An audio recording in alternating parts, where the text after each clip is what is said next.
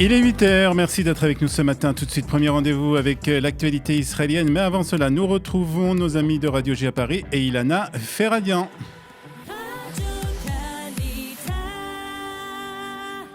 Direction nos studios à Jérusalem avec notre correspondant Olivier Granilic. Bonjour Olivier, on l'attendait hier matin déjà, elle a fini par arriver hier soir. La neige est tombée à Jérusalem hier pour le bonheur des petits et des grands.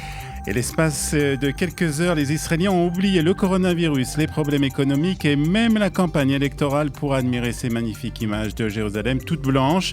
La dernière fois que la neige était tombée de cette façon, c'était en 2005. Entre 10 et 20 cm de neige ont recouvert les rues de la capitale. L'autoroute numéro 1 entre Jérusalem et Tel Aviv a été fermée par intermittence par la police à l'entrée de la ville pour éviter les accidents. Et puis ce matin, les flocons ont cessé de tomber et la plupart des axes routiers de la capitale ont été dégagés pendant la nuit. Plus de 30 cm de neige sont tombés aussi sur le mont Hermon ainsi que sur la ville de Tzfat dans le nord du pays. Ce soir, une nouvelle tempête est prévue qui devrait recouvrir de blanc la capitale israélienne. Dans le reste de l'actualité, on l'attendait depuis son entrée à la Maison-Blanche il y a presque un mois. L'entretien téléphonique Biden-Netanyahou s'est enfin tenu hier soir. Mais alors, de quoi ont-ils parlé, Olivier ? Il a été essentiellement question de la paix au Proche-Orient et de la menace iranienne. Les deux dirigeants ont évoqué aussi les liens personnels qui les unissent depuis longtemps et déclaré qu'ils comptaient coopérer davantage pour renforcer davantage encore l'alliance entre Israël et les États-Unis. Le président américain a également félicité le Premier ministre pour sa gestion de la lutte contre le coronavirus, a indiqué un communiqué. Conversation très amicale et chaleureuse qui a duré près d'une heure, a précisé le bureau du Premier ministre Benjamin Netanyahou dans un communiqué.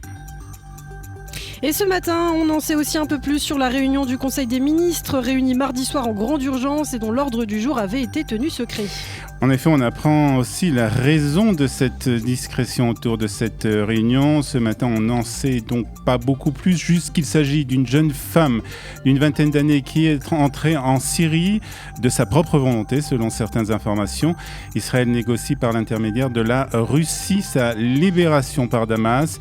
Je peux juste dire que j'utilise mes connexions personnelles avec le président Vladimir Poutine pour obtenir sa libération, a déclaré hier soir le Premier ministre Benjamin Netanyahou sur Galei Tzahal. L'identité de la prisonnière n'a pas été révélée, mais il s'agirait d'une femme d'une vingtaine d'années originaire de la ville de Modin Ilit.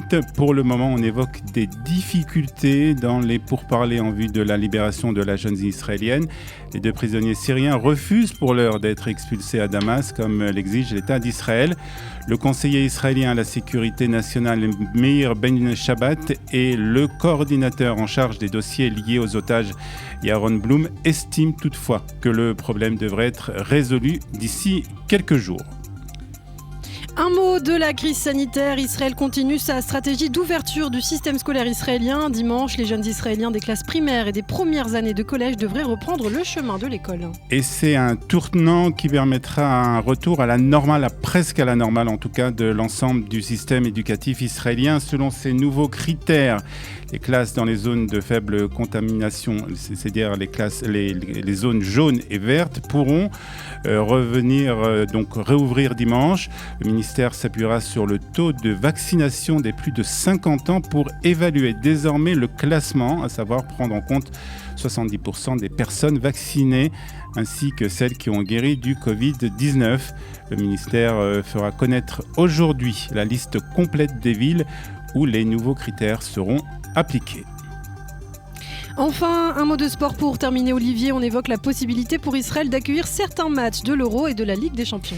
En effet, la Fédération israélienne de football, affiliée à l'UEFA, a évoqué auprès de l'instance européenne la possibilité d'accueillir en Israël certaines rencontres de l'Euro 2020, déjà repoussées d'un an et censées se tenir dans 12 pays à travers l'Europe. C'est ce qu'a indiqué un porte-parole de l'organisation israélienne.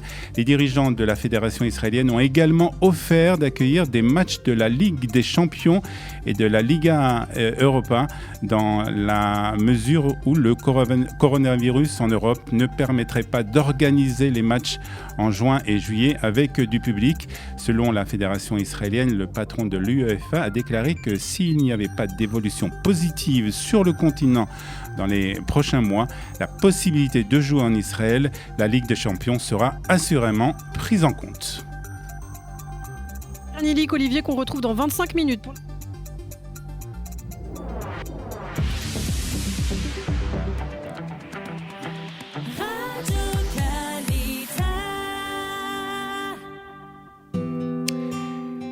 Et la météo israélienne de ce jeudi 18 février 6 du mois d'Adar, c'est bien entendu la neige à Jérusalem et dans d'autres villes du pays. La neige qui est tombée donc une bonne partie de la nuit, qui a recouvert de blanc la ville de Jérusalem, mais pas seulement, puisque Tzfat a été aussi recouverte de blanc.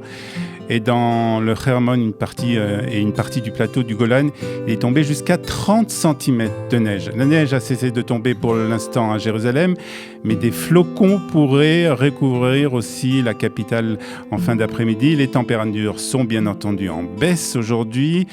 Des tempêtes de pluie sont à prévoir sur l'ensemble du pays. Il fera 6 degrés à Haïfa, 9 à Tel Aviv et Ashdod, 5 degrés à Beersheva, 1 degré à Jérusalem seulement et 9 degrés à Eilat.